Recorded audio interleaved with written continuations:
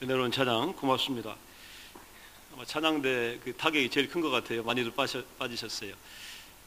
그러나 우리 교회를 통해서 또 멜본 지역에 또 다른 교회의 은혜가 될 수 있다면 이보다 더한 일도 우리가 또 해야 되고 또 마땅히 감당해야 될 몫이라고 생각합니다. 아마 시드니에서 저희 성결교회가 추구하는 것은 가장 강력한 파워 있는 교회입니다. 그리고 창조적인 교회가 되는 겁니다. 이번에 15분이 그 비행기를 타고 또 이렇게 장도에 오를 수 있던 그 어떤 교회도 할 수 없는 일들, 또 흉내낼 수 없는 일들을 우리 교회가 처음으로 하기 시작한 겁니다. 이제 그 무대가 호주를 벗어나서 다른 국가에도 또 다른 선교지에도 우리 성도들이 또 우리 많은 재직들이 중직들이 나가서 집회를 하고 돕고 또 복음의 능력을 함께 나누는 귀한 기회가 됐으면 좋겠다 하는 마음을 갖게 됩니다. 여러분의 가슴도 이렇게 좀 넓어지기를 원합니다. 처음에 이 찬양대가 가면서 반주자로 우리 메인 에반젤 찬양대 반주자가 따라갔어요.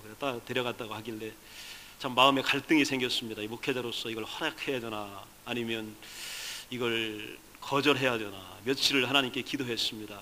하나님, 어떻게 하는 것이 지혜로운 방법일까요? 어떻게 하는 것이 하나님의 마음일까요? 라고 고민하다가 그런 생각이 들었어요. 하나님이 교회를 세워주신 이유는 우리보다 연약한 자들을 돕고 하나님의 교회가 오늘 여기에 든든히 서 있는 것은요, 그 어떤 것도 나누어 주고 또 그 어떤 것도 빼주라고 우리 교회를 주신 것이지 우리 걸 지키고 우리 걸 강화하라고 이 교회를 주신 것이 아닐 것이다. 우리 시드니 선결교회의 앞으로의 사명은 이런 것이다. 그 어떤 것도 나누어 줄 것이고 그 어떤 것도 필요하다면 그 어떤 대상에게 빼어줄 수 있는 마음의 자세, 이것이 예수님께서 마지막 시대에 원하는 강력한 크리스찬들이 아니겠느냐 하는 마음의 감동이 와서 흔쾌히 제가 허락을 했습니다. 가도 괜찮습니다. 누구라도 데려가도 괜찮습니다. 이렇게 말씀드렸더니 지금 제 마음이 굉장히 편안하고 또 마음에 기쁨이 있고 그렇습니다. 여러분, 우리 시드니 선결교회는요, 우리 작은 일 가지고 아웅다웅하거나 때로는 옳고 그름을 따지기보다는 하나님의 마음으로 넉넉하고 아량 있고 여유 있게 양보하고 나눌 수 있는 귀한 교회가 앞으로도 되기를 간절히 원합니다.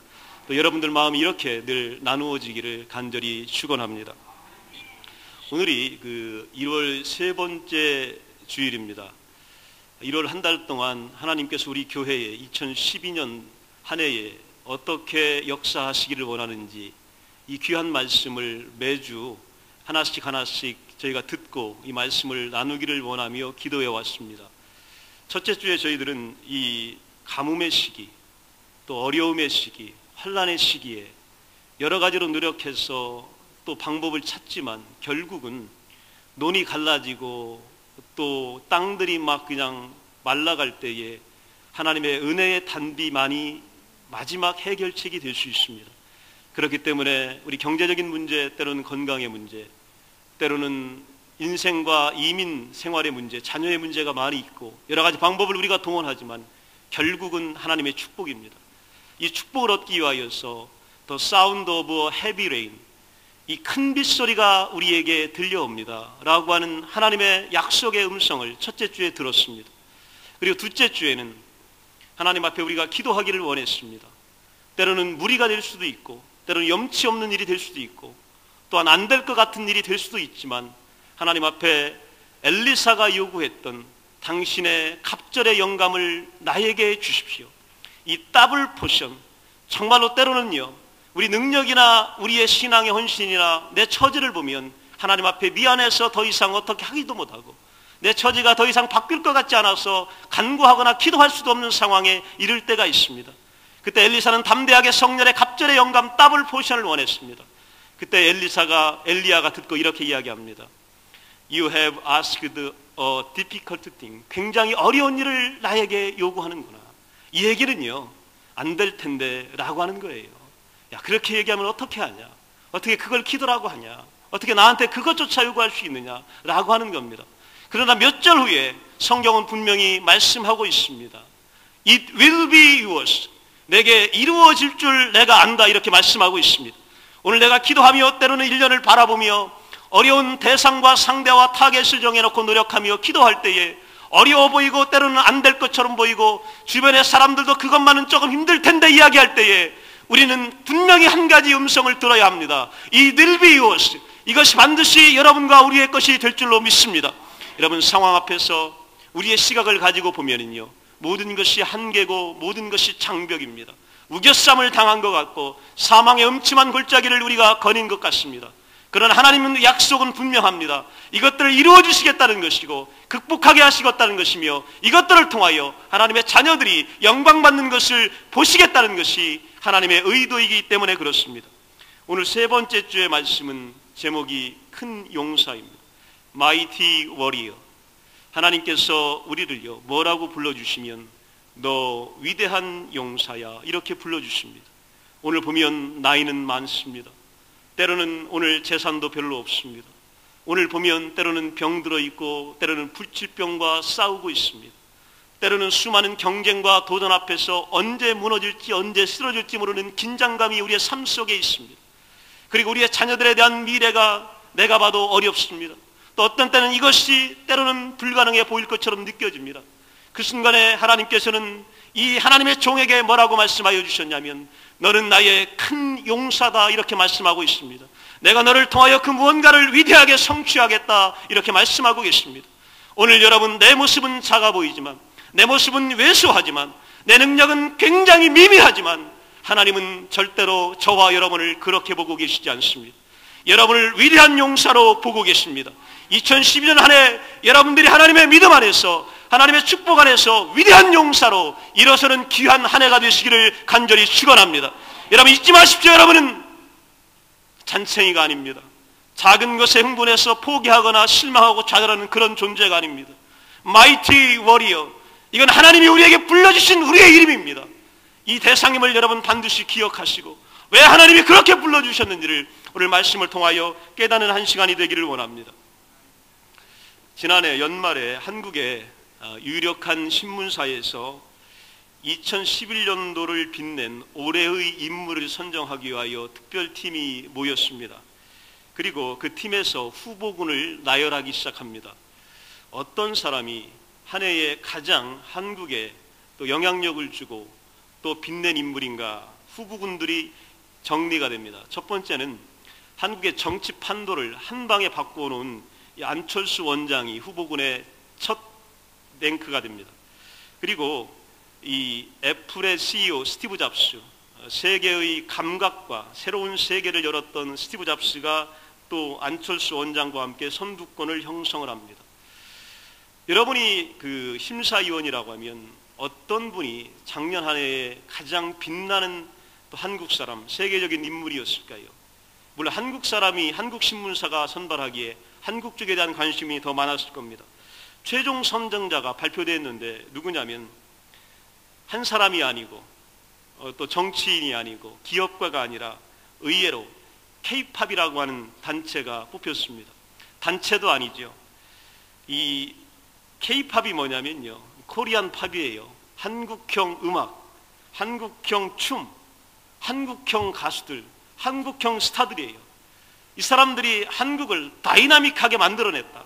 한국 사람들에게 자부심과 자존심을 세워줬다. 그리고 그들이 한국을 역동성 있게 이끌어갔다라고 하는 겁니다. 이들의 나이는 10대들입니다. 20대만 돼도 이미 한창 지난 나이가 돼버립니다. 10대 후반에 20대 초반에 이 젊은이들이 한국을 대표하는 올해의 인물로 유력한 신문사에서 선정이 되게 됩니다.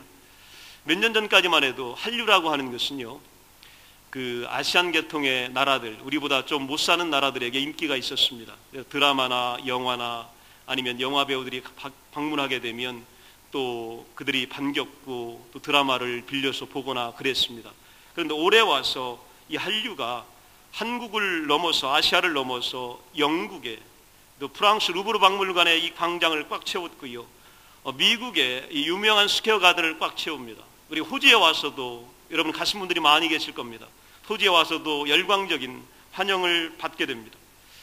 도대체 K-팝 가수들이 뭐 하는 사람들이냐, 도대체 어떻게 이렇게 만들어진 거냐, 어디에서 나타났느냐, 참 궁금해서 이 내용의 전문을 자세하게 봤습니다. 그랬더니 이들을 배출하는 세 개의 회사들이 있는데 하나가 우리가 잘 아는 이수만 회장이 이끄는 SM 엔터테인먼트입니다. 그래서 엔터테인먼트를 많이 듣다 보니까 여기에 대한 관심이 많아졌어요. 엔터테인먼트에서 만들어내고요. 하나는 그 박진영 사장이 이끄는 JYP가 있고요. 하나는 양현석 대표가 이끄는 YG 엔터테인먼트가 있습니다.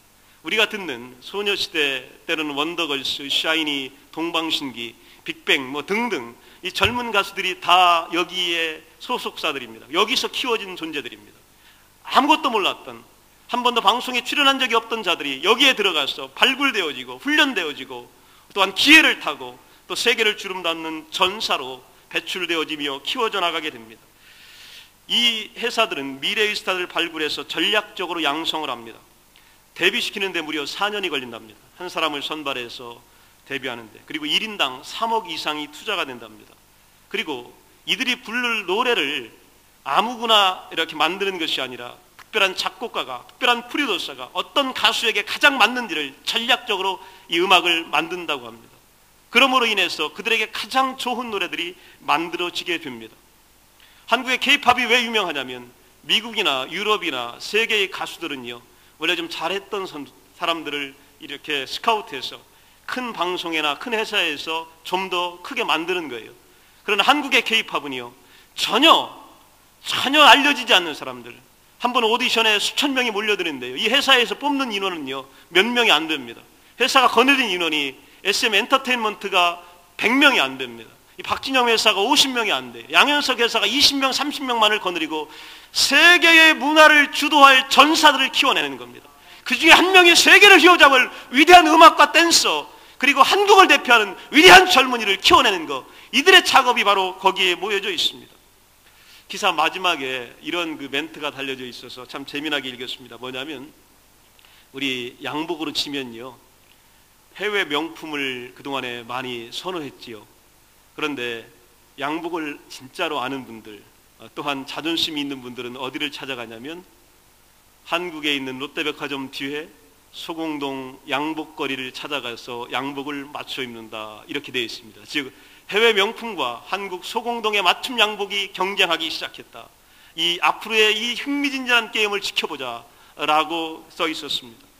여러분, 제가 이 말씀을 드리는 이유는 바로 뭐냐면, 한 명의 위대한 전사가 어떻게 만들어지느냐, 그를 통하여서 어떻게 세계가 바뀌고 세계의 문화의 패턴이 달라지고 아이콘이 달라지냐 하는 것입니다. 포켓몬이라고 하는 이 캐릭터가 있습니다. 이 포켓몬 캐릭터가 제가 잠깐 읽었는데 정확히 기억은 나지 않지만 1년 매출액이 50조 원입니다. 이 캐릭터 하나가 한국의 대기업을 능가합니다. 이 캐릭터 하나로 세계를, 문화 아이콘이 이렇게 지배하고 있습니다. 이게 강력한 힘입니다. 강력한 돈입니다. 강력한 파워가 형성되고 있습니다. 하나, 위대한 전사, 위대한 아이콘 하나를 만들어내는 것이 이렇게 중요한 일들입니다. 하나님이 어떻게 하나님의 사람들을 만들어 가시는지를 우리는 배우게 됩니다. 이것들을 통하여 하나님의 나라가 확장되고 하나님의 역사가 이루어지는 광경을 우리는 보게 됩니다. 이스라엘 백성들은 그 큰 승리를 묘사하고 싶을 때에, 하나님이 찬양하고 싶을 때에 출애굽 당시를 기억합니다. 그리고 애굽을 물리친 하나님, 또 홍해를 가르신 하나님, 또 쫓아오던 애굽의 추적군대를 홍해바다의 눈앞에서 사장시킨 위대한 하나님, 이 유월절의 하나님을 묘사합니다. 이것이 이스라엘 공동체의 특성입니다. 모일 때마다 유월절, 모일 때마다 홍해입니다. 모일 때마다 애굽입니다. 그리고 두 번째는 무슨 이야기를 나눌까? 여러분 궁금하시죠? 이스라엘 백성들이 그 두 번째 나누는 이야기가 바로 오늘 본문의 이야기합니다. 사사시대 미디언을 정복한 기드온의 승리의 이야기, 이것이 랭킹 2위입니다. 이스라엘 백성들은 애굽 이야기 다음으로 이 미디안 전쟁 승리의 이야기를 그들은 날마다 이야기합니다. 그리고 그 승리를 만끽하게 되는 것입니다. 미디안의 나라는 실제로 유다 역사 속에 일어났던 영광스러운 경험입니다. 그리고 그들은 그것을 결코 잊지 않았음을 우리는 성경을 통하여 알게 되는데, 시편 83편 9절에 보면 이스라엘 백성들은 예배 때마다, 제사 때마다, 모이는 공동체나 축제 때마다 이 승리를 다시 한번 되새깁니다. 도대체 어떤 승리였길래, 누가 만들어낸 승리였기에 이스라엘 백성들이 그토록 환호하는가, 그토록 열광하는가, 그토록 그들에게 용기와 격려가 되는지 우리는 살펴볼 필요가 있습니다. 히브리서 11장을 보게 되면 역시 위대한 신앙의 영웅들의 전기가 쭉 나옵니다. 이름들이 쭉 나오게 되는데, 여기에 보면 미디안 전쟁의 영웅 기드온을 사무엘과 다윗과 같은 위대한 영웅들과 관련시켜서 생각합니다. 그리고 그 반열에 놓고 예우하고 있는 것을 보게 됩니다. 우리가 그토록 사모하고 열망하는 다윗, 모세, 사무엘, 이 급의 기드온이 올라가 있는 거예요. 도대체 기드온이 누구의 자식이며 도대체 어떤 일을 했길래, 어떻게 선발되었길래, 무슨 일을 했길래 하나님은 그를 그렇게 대우하시는지 우리는 알아야 될 필요가 있습니다. 기드온을 하나님이 부르실 때 뭐라고 부르시냐면 마이티 워리어, 큰 용사여, 이렇게 불러주십니다. 그런데 기드온이 처음부터 그렇게 불려졌던 것은 아닙니다. 기드온이 속해 있었던 므낫세 지파에 속한 그 가문의 어떤 어른들도 이웃들도 아무도 그에게 이 아이는 커서 위대한 용사가 될 것이다 라고 말하지 않았습니다. 우리들도 어린아이를 보면요, 대통령감이다, 장군감이다, 또 장관감이다, 이렇게 이야기합니다. 격려합니다. 큰 인물이 될 것이다, 똑똑하다, 눈빛이 다르다, 이렇게 이야기합니다. 그런데 그 흔한 격려조차도 기드온은 듣지 못했습니다. 그 집안의 어떤 사람들도 기드온에 대하여 이렇게 예견하거나 이렇게 기드온을 격려한 적이 없습니다. 그런데 기드온은 그 가정에 10명의 하인을 두고 있을 것만큼 재정적으로 풍족한 집안의 아들입니다. 그리고 기드온은 그 가정의 막내입니다. 부유한 가정의 막내 아들. 여러분, 그 모습이 어떨지가 여러분이 연상이 될 것입니다. 그의 아버지는 그 지역 바할 종교 지도자 가운데 한 사람으로 그렇게 보입니다. 그러나 기드온은 하나님을 알고 있었고 하나님이 이스라엘을 위해 과거에 하셨던 일을 알고 있었던 것으로 우리는 성경을 통하여서 만나게 됩니다. 하나님은 어떻게 두려움에 떨고 있는 용기 없는 젊은이를 이스라엘을 구원한 큰 용사로 바꿔주셨을까요? 거기에 비결이 있고 방법이 있습니다. 오늘 여러분의 모습이 아무리 왜소해도 하나님은 여러분을 통하여 위대한 민족의 지도자로 만들 수 있는 분이십니다. 그리고 여러분 자녀들을 이 땅에 영향력 있는 사람으로 만들 수 있는 위대한 분입니다. 오늘 여러분에게 하나님께서 말씀하여 주실 것입니다. 내가 너를 큰 용사로 부를 것이며 내가 내 자녀를 이와 같은 사람으로 만들어 주실 것이다 약속하고 계십니다. 오늘 여러분 가슴을 여시기 바랍니다. 그리고 원대한 비전과 꿈을 받아들이시기 바랍니다. 여러분을 위하여, 가정을 위하여, 사업을 위하여, 인생을 위하여, 교회를 위하여, 자녀를 위하여 이 하나님의 부르심을 여러분의 것으로 수용하시기 바랍니다. 그때 하나님의 능력이 나타납니다. 그때 하나님의 기적이 우리 가운데 나타나게 되는 것입니다. 하나님께서 찾아오십니다. 그리고 그들의 예배를 들으십니다. 또 그때 찾아왔던 하나님이 성경학자들은 주님일 것이다, 또 예수님일 것이다, 또한 천사들일 것이다, 이렇게 말씀하고 계십니다. 하나님이든 예수님이든 천사들일 간에 하나님의 사람이, 하나님의 영이, 하나님께서 우리에게 찾아왔다는 것이 중요합니다. 하나님이 찾아왔다라고 하는 의미는 어떤 것이냐면 저나 여러분들이나 각 개별적으로 한 사람 한 사람을 위하여 하나님의 위대한 계획을 갖고 계심을 의미합니다. 우리 교회만을 위하여, 공동체만을 위하여 하나님은 계획을 갖고 계신 것이 아니라 여러분 자신 한 명 한 명을 위한 위대한 계획, 이 베터 플랜을 하나님은 늘 갖고 계십니다. 여러분의 자녀 한 명 한 명을 하나님은 쓰시기를 원하고 계십니다. 그 중에 한 명 한 명을 하나님은 큰 용사로 만들기를 원하고 계십니다.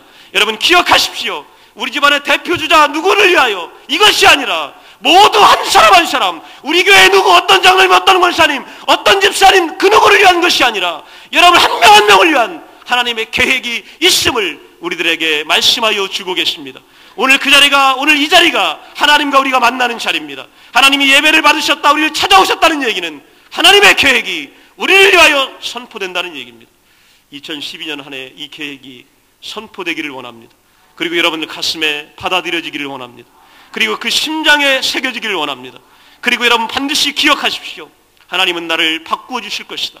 우리 집안을 바꾸어 주실 것이며 내 자녀를 바꾸어 주실 것이다. 믿으시기 바랍니다.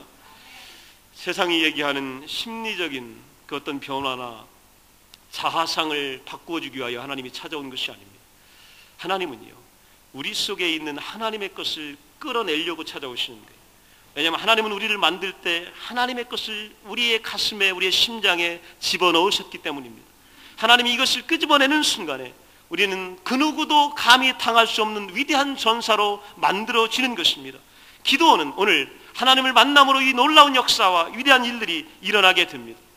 예수님이요, 이 시몬 베드로에게도 이와 비슷한 방법을 말씀하십니다. 요한복음 1장 14절을 보면 내가 요한의 아들 시몬이냐 장차 게바라 하리라 하시니라. 즉 베드로와 게바는 둘 다 반석이라고 하는 그런 뜻입니다. 하나님이 우리에게 도전을 주시는 방법은 너는 누구다 하는 거예요. 그러나 너는 뭐가 될 것이다 하는 얘기입니다. 오늘 너는 약하다 하는 얘기입니다. 그러나 하나님은 너는 강하게 될 것이다 하는 얘기예요. 오늘 너는 병들었느냐 하는 얘기예요. 그러나 너는 깨끗함을 입고 건강하게 될 것이다 이런 얘기입니다. 오늘 내가 가난하냐? 너는 가난하다 이겁니다. 그러나 너를 부유하게 만들 것이다. 이게 하나님의 약속입니다. 오늘 쫓기고 있느냐? 너는 당당하게 사람들을 지배하는 존재가 될 것이다. 이것이 하나님의 약속입니다. 오늘 외롭느냐? 하나님 말씀하십니다. 그러나 너는 많은 사람에게 기쁨과 평화를 주는 존재가 될 것이다. 이렇게 말씀하시는 거예요. 이것이 하나님의 법칙입니다. 오늘 내가 작습니다. 그러나 나는 위대한 존재가, 넓어지는 존재가, 확장되는 존재가 될 것이다. 이것이 하나님의 문구예요. 오늘 우리 가슴에 이 문구가 새겨져야 합니다. 너는 가난하냐? 가난하기 맞습니다. 너는 비참하냐? 오늘 비참한 거 맞습니다. 너는 오늘 손가락질 당하느냐? 그거 맞습니다. 그러나 그 다음 하나님의 계획은 이것을 뛰어넘는 겁니다. 오늘 죄 대신 화관을, 슬픔 대신 희락을, 여러분 오늘 눈물 대신 기쁨을 우리에게 찬양을 주시겠다는 것이 바로 하나님의 약속이기 때문입니다. 여러분 때로는요, 우리가 하나님의 그 음성을 듣거나 하나님과 만날 때도 하나님을 설득해 보려고 하는 생각들을 갖게 됩니다. 하나님이 큰 용사로 부르셨을 때요, 우리 속에서는 이런 생각이 듭니다. 하나님 아닙니다. 나는 큰 용사로 쓰기에는 이미 늦었습니다. 이미 기울어졌습니다. 나이가 너무 많습니다.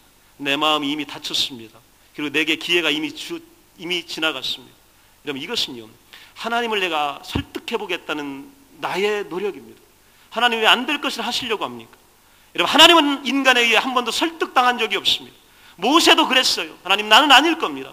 예레미야도 그랬어요. 나는 못합니다. 그랬어요. 근데 하나님은 결국 이들을 선택하여 사용하셨습니다.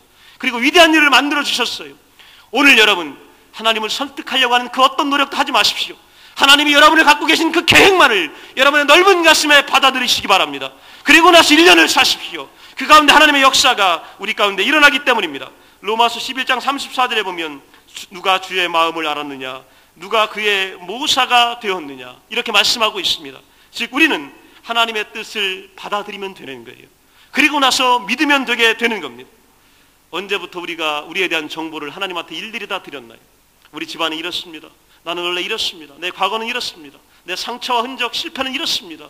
내 과거의 이 아픔 때문에 나는 아무 일도 못합니다. 하나님은 이런 정보가 필요하지 않습니다. 여러분 왜 그러냐면 하나님은 나보다 나를 더 잘 알고 계시기 때문에 그렇습니다. 여러분보다 하나님이 더 잘 아셔요. 여러분이 주는 정보는 하나님 필요 없으셔요. 여러분은 그걸 아셔야 합니다. 하나님은 여러분의 정보 같은 건 원치 않으셔요. 뭘 원하시냐면 하나님의 계획만을 지금 말씀하시기를 원하고 계신 겁니다. 여러분의 나쁜 정보, 여러분의 부정적인 정보, 안 된다 할 수 없다는 정보는 하나님에게는 필요 없는 정보들입니다. 내가 가지고 있는 별것 아닌 정보를 가지고 하나님 앞에 장애물을 만들려고 하지 마시고 하나님이 주시는 위대한 계획 속에서 내가 위대한 전사로 일어나는 것, 이것이 바로 1년간 우리들의 꿈이 되어야 하는 것입니다. 하나님은 이런 존재에게 믿음을 주십니다. 그리고 이 믿음을 굳세게 해주십니다. 기드온이 자신에 대하여 어떻게 생각했건 간에 하나님은 큰 용사가 되실 것이라고 말씀하셨고, 기드온이 신뢰하고 순종했을 때에 하나님은 그 믿음을 사용하셨음을 우리는 알게 됩니다. 로마서 10장 8절에 보게 되면 믿음의 말씀을 듣고 그 말씀을 마음으로 받아들이는 데서 나온다, 이렇게 참 믿음에 대해서 설명하고 있습니다. 믿음이 뭐냐면요, 듣지 못했던 소리를 듣는 거예요. 오늘 성경을 통하여, 우리 예배를 통하여 우리는 듣지 못했던 소리를 듣는 겁니다. 이게 바로 믿음이에요. 그리고 나서 이 들은 소리를 마음속에 심는 겁니다. 이게 순종이라고 하는 거예요. 그리고 나서 하나님의 뜻이 내게 이루어지기를 기대하게 되면 이것들이 구체화되고 현실화되게 되는 겁니다. 이게 바로 믿음입니다. 오늘 하나님은 여러분의 것을 끄집어내어서 여러분에게 보여주기를 원하고 계신 거예요. 그저 듣고 믿고 마음에 새기면 하나님은 기드온처럼 우리를 사용하여 주십니다. 그런데 기드온이 하나님을 만났을 때 그 기드온의 모습을 보면요, 용사라기보다는 어린아이하고 동일해요. 하나님이 찾아오실 때에 그는 막 숨습니다. 그리고 하나님을 두려워합니다. 그리고 하나님께서 이 계획을 말씀하실 때요, 유치하게 하나님께 조건을 내걸어요. 그때 하나님 같으면, 내가 하나님이라면 저거 하나 쓰자고 하나님이 그렇게 수준 떨어지는 일을 할 수 있을까 한번 생각해 봤어요. 그런데 하나님은요, 당신의 수준을 낮추십니다. 그게 뭐냐면요, 기드온이 양털뭉치 하나 갖다 놓고 하나님한테 이렇게 제안을 해요.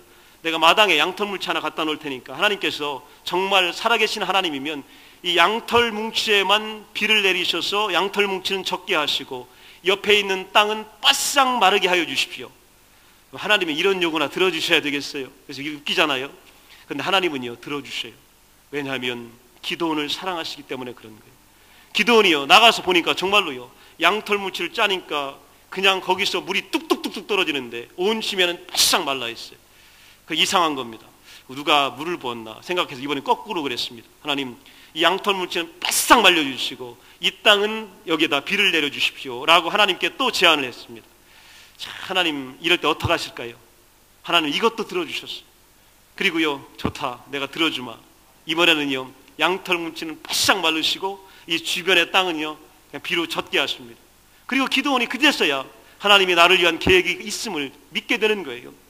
여러분, 우리의 수준이 너무 낮아서 하나님을 의심할 때도 있습니다. 하나님에 대하여 요구할 때도 있습니다. 그러나 우리를 사랑하신 하나님은 당신의 수준을 우리 수준으로 낮추어 찾아오십니다. 여러분, 믿겨지지 않으면 하나님께 질문도 해보시고 때로는 하나님께 보여달라고 하시면 그 하나님은 자비로우셔서 여러분에 맞게 보여줄 줄로 믿습니다. 그리고 맞춰주세요. 여러분 수준에 맞춰주세요. 기적이 필요한 사람은 기적도 보여주시는 거예요. 그러나 기적이 필요 없는 믿음의 사람들은 굳이 기적을 보여줄 필요가 없는 거예요. 고공비행하도록 하나님 만들어주시는 겁니다. 어떤 사람이든지 하나님은 찾아오셔서 그 사람을 통하여 하나님의 위대한 일꾼들을 만들어주십니다. 시편 103편에 보면 하나님이 그렇게 하시는 이유는 우리의 체질을 아시며 우리가 단지 먼지뿌림을 기억하셨기 때문이다. 하나님이 우리를 얼마나 잘 아는지요. 우리 체질은 날마다 배반하고 뒤돌아쓰고 주저앉고 불평하고 불만하고 누군가에게 덮어씌우고 거짓말하고 죄악에 둘러싸여 사는 걸 하나님 아신다는 얘기예요. 이것이 먼지 같은 존재임을 하나님 아시기 때문에 하나님이 원하는 것은요, 우리를 찾아오시고 용서하시고 그렇게 맞춰주시는 성육신의 하나님이십니다. 그래서 우리의 낮은 자리까지도 찾아오시게 되는 것입니다. 하나님은 우리의 순종 자체에 복을 주십니다. 기드온이 300명 가지고 이 어마어마한 미디안의 군사들을 무찌릅니다. 그런데 300명이요 원래는 32,000명입니다. 하나님은 나머지를 다 돌려보내라고 하는 거예요. 99%를 다 돌려보내고 300명 가지고 내 전쟁을 수행하라 이렇게 말씀하고 있습니다. 그리고 그 전쟁도 칼과 창으로 무장된 전쟁이 아니라 항아리와 나팔과 횃불을 가지고 공격을 하기 시작합니다. 그리고 나서 이 횃불과 항아리 또 나팔 덕분에요 자중질환이 일어나고 그들끼리 싸우게 되고 그들이 도망가게 되고 그들을 쳐 죽이는 일들이 일어나게 됩니다. 이런 것들을 성경 고린도전서 1장 27절에 보면 하나님은 세상의 강한 것들을 부끄럽게 하시려고 약하고 어리석은 자들을 사용하신다. 오늘 내가 약하고 때로는 미련한 것 같고 뒤떨어진 것 같으면 그 여러분들을 하나님이 사랑하십니다. 그리고 사용하십니다. 그것이 하나님의 마음입니다. 오늘 하나님께서는 아무리 연약해도 당신의 위대한 아들로 우리를 만들고 싶기 때문입니다. 오늘 세 번째 주 여러분 이 말씀을 꼭 기억하시기 바랍니다. 어린 부유한 집안의 막내 아들, 하나님이 찾아왔을 때에 포도주 틀에 숨었던 아들, 타작마들 속에 숨었던 아들, 하나님을 의심하고 하나님에게 이 미련한 옵션까지 걸었던 이 작은 소년이 뭘로 불리워지게 됐냐면 마이티 워리어, 하나님을 만나기 전에 하나님은 그렇게 불러주셨습니다. 올 한해 하나님은 여러분을 향하여 특별한 계획이 갖고 계심을 믿으시기 바랍니다. 그리고 여러분 순종하며 나가시기 바랍니다. 여러분이 바뀌기 전에 하나님은 미리 불러주십니다. 여러분은 미리 하나님은 계획해놓고 계십니다. 미리 하나님은 작정해놓고 계십니다. 하나님은 예정해놓고 여러분의 앞길을 이미 설계하고 계십니다. 그리고 하나님 불러주십니다. 오늘 우리의 눈은 하나님께 고정되어 있어야 합니다. 우리 주변의 상황과 우리 주변의 환경에 묶여있으면 안 됩니다. 내가 가진 것에 묶여있으면 안 됩니다. 내 생각에 묶여있으면 안 됩니다. 내 작은 믿음의 분량에 묶여있으면 안 됩니다. 오늘 불러주시는 하나님 기억하시기 바랍니다. 마이티 워리어 꼭 기억하시고 올 한해 여러분이 하나님의 특별한 전사로 커나가시기 바랍니다. 그리고 위대한 싸움을 싸우셔서 우리 후대가, 우리 자녀들이, 우리 아버지의 세대, 내 아버지, 내 어머니의 노래를 부를 수 있게 만들어 주시기 바랍니다. 우리 어머니, 내 아버지의 노래, 이 노래를 그의 가슴속에 기억할 수 있도록 여러분이 만들어 주시기 바랍니다. 그러면 우리 자녀들은요, 위대한 후계자들이 될 것이며 그들은 멋진 세계를 살아가게 될 것이며 이 땅의 위대한 통치자로 자라나게 될 것입니다. 이 귀한 역사가 여러분 모두에게 함께 하시기를 간절히 축원합니다. 다 함께 자리에서 일어나시기 바랍니다.